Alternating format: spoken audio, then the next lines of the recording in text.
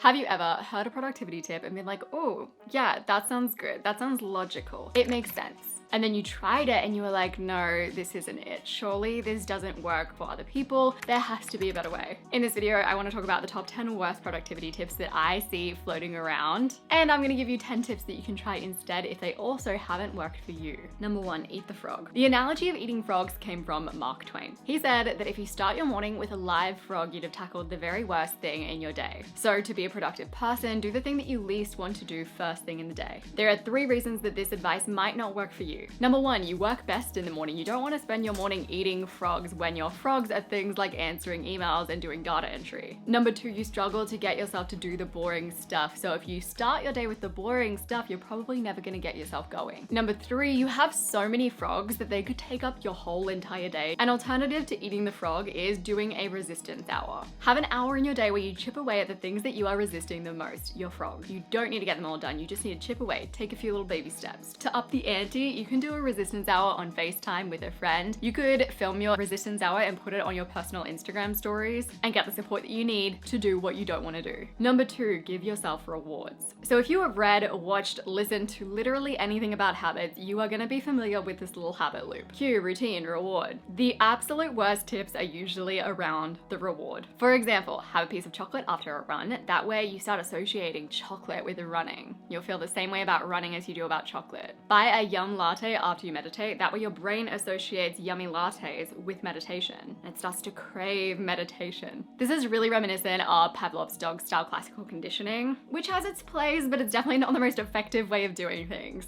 The thing is that your brain learns pretty quickly that it's not working out that gets you the latte or the chocolate, it's walking into the cafe that gets you the latte or the chocolate. So you're more likely to end up with a chocolate habit or a latte habit than you are to end up with a working out habit or a meditation habit. Instead of adding a little fake reward at the end of your behaviors, focus on creating a reward within the behaviors or finding the reward that already exists within the behaviors. This is almost always going to be a feeling or a state of being that you get by doing these behaviors. For example, the feeling of relief that you get when you do your little self-forgiveness meditation, or the buzzy feeling that you get in the middle of a workout. That is the reward that you want to crave. Number 3, batch everything. Batching is doing a bunch of similar stuff in one go. So if you're like me, you might batch your life admin, you might batch your paperwork, you might batch your emails. This is actually good productivity advice that gets bad when you try to apply it to tasks that are bigger, more complex, have more steps, because that's when it stops working as well and then you get disheartened. So to batch well, take your bigger task with lots of steps, break it down into its steps, then batch those steps. Let's move to an example. Cleaning is kind of a big multi-step task. There's a lot involved in cleaning. You can't really batch cleaning, but you can batch the baby steps inside of cleaning. You can take out all the trash bags in one go. You can clean all of the surfaces. You can put all of the books away. In another example, creating a video like this one has a bunch of steps: outlining, researching, scripting. Creating 3 videos in one go, very difficult, complex, hard to get your mind around. Outlining 3 videos in one go, totally doable and efficient. You're in the same state of mind as you outline those 3 videos, so you're not switching contexts. Number 4, no goals, just systems. So James Clear, we all know and love him, he's the author of Atomic Habits, released an article saying, get rid of your goals, everyone, it's systems time. But what everyone missed was his little caveat saying something like, look, actually goals are still pretty relevant. It's just you don't want to focus on them too much. Just, shift your attention. Goals are still relevant, they're still necessary. Systems are a really nice accompaniment to goals. They support your goals, they aren't really a replacement for your goals. And obviously, if you are just focusing on setting up these systems, but you don't have a reason why you're setting up these systems, an end goal, a result you want to achieve, you end up kind of directionless. But in saying that, I get why someone would want to drop goals in favor of systems. Goals can be intimidating. Goals can be discouraging. So here is an alternative to this advice. Create areas of focus, not goals. So you could decide that this is a time that you want to focus on friendships, you want to focus on finances, and then you can create systems to support those areas of focus. What this does is it detaches you from the outcome of a goal, but it still gives you direction. You don't need to focus on these goals in any specific way. You'll get there how you want to get there. No time management, just energy management. This is another case of you don't need to drop one for the other. Oftentimes, energy management sort of gets sold as the way better alternative to time time management when really it's just a nice accompaniment. There are also things like attention management, environment management, inclination management, and all of these things work really nicely together. You can do a little Pomodoro, you can time block your day, and you can make sure that you're getting in rest and relaxation. You can work around when you get the most energy in the day. You can do both. They mix together nicely. Instead of just focusing on time management or just focusing on energy management, try mixing both together. This video is sponsored by Squarespace, which I use to build my muchelleb.com.au website as well as my Intention app website. I was looking at my muchelleb website the other day and I was like, wow, considering I just drag and dropped my way to this outcome, I did good. Squarespace made things so easy. If anyone ever comes to me and they're like, I need to build a website, Squarespace would be the first platform that I would recommend because it is so easy to use. You can pick from all of these beautiful templates so you can create something that looks really professional, it looks really nicely designed, but you don't have to put in any of the work. Don't need to know any coding. You don't need to do too much thinking. You can create any kind of website on Squarespace, whether you want to build a little portfolio, maybe you want to sell things, have an e-commerce website, maybe you want to create a paid membership area. They have that function too. They are super flexible no matter who you are, what it is that you do, whether you are a musician, an artist, a designer, a creator, like me, a restaurant, a brick and mortar business owner. Importantly, you can connect your social media to your website. So I have all of my social media Instagram pictures on my main website, that way you can easily move between the two. Honestly, one of the main reasons that I love Squarespace, and this is such a me answer, it's because it's so low maintenance. I've been building websites since I was 13 years old, and I can confidently say that Squarespace has been one of the easiest website building experiences that I have ever had. I rarely have to think about my website, and I'm always confident that my website is working, it's up and running in the background, which is one of the biggest things for me. Squarespace is offering my viewers 10% off of their first purchase. Just go to squarespace.com/muchelleb. That's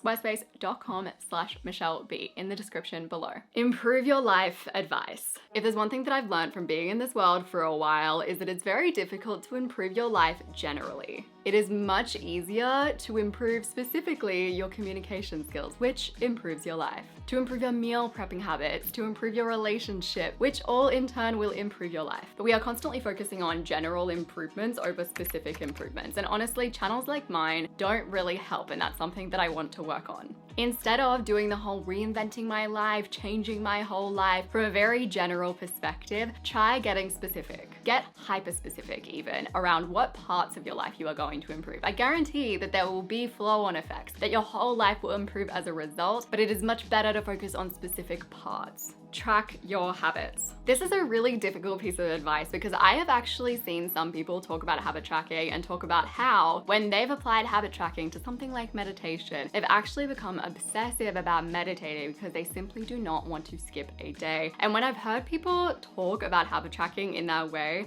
I've almost felt like I was in awe because it was so unrelatable to me. And that's because habit tracking doesn't work like that for every person. I'd even argue that you need to be a specific type of person for habit tracking to work for you. For some people, a little notification on their phone telling them they need to check off their habit, it feels like being nagged. Instead of encouraging you to do your habit tracking can make your habit feel more like a have to do, feel like an obligation instead of a want to do, which is what you want it to feel like. If you don't like habit tracking, something that you can try that's a bit more gentle is an end of week little check-in. Literally call this a no judgment check-in, an observational check-in. Did you stick to your habits at least 80% of the time this week? If no, what's up? Do you not like them anymore? Do you need to do something different? What do you need to do different? Keep it simple and keep it focused on you enjoying doing your habits. Flex your discipline muscle. You just need to increase your self-discipline is my least favorite productivity advice that anyone could ever give ever. It is soaked in shame, and shame is one of the least effective motivators for behavior change.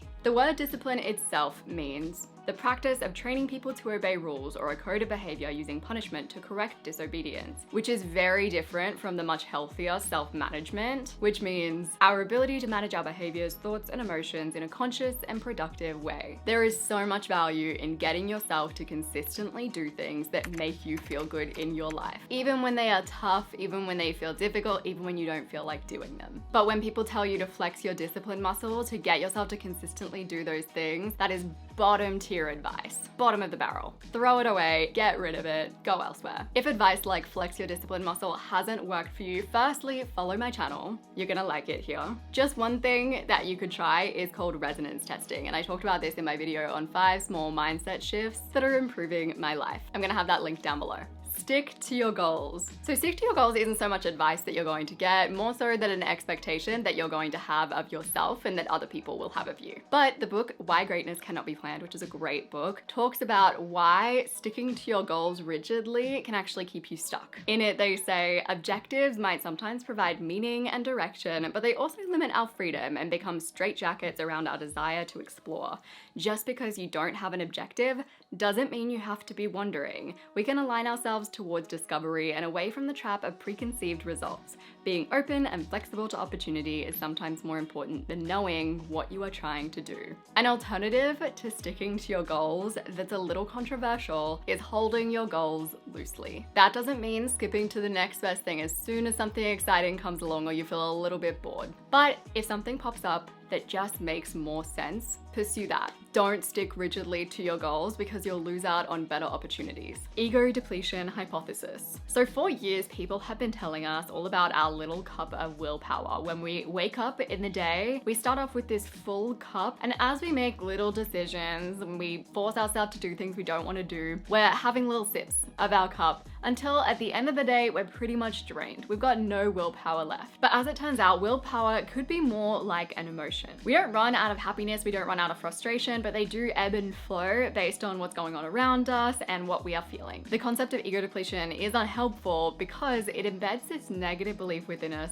that influences how we behave. In a study at Stanford University, they had a bunch of participants agree or disagree to statements like, strenuous mental activity exhausts your resources, which you need to refuel afterwards, and your mental stamina fuels itself. Even after strenuous mental exertion, you can continue doing more. You're constantly refueling your willpower. They also had a bunch of decoy statements, so it wasn't super obvious what they were doing. The people that believed their mental energy was constantly being drained and wasn't being naturally refueled dropped in accuracy, they dropped in concentration when they moved on to a second task. The people who thought that their willpower, their mental energy was self-replenishing, was always refueling itself, didn't have that drop. I think there's a lot of nuance to this. There's probably a lot more to be added to the conversation, but the traditional idea of ego depletion, starting out with your full cup, ending with an empty cup, generally isn't helpful. There's more nuance to it, and thinking about it in that way can give you a fixed mindset. If you find that you struggle with motivation and productivity, I created a video called 7 Time Management Rules that I used to help me when I am struggling. You can find that video on the screen as well as down below. I appreciate you so much, and I'll see you soon.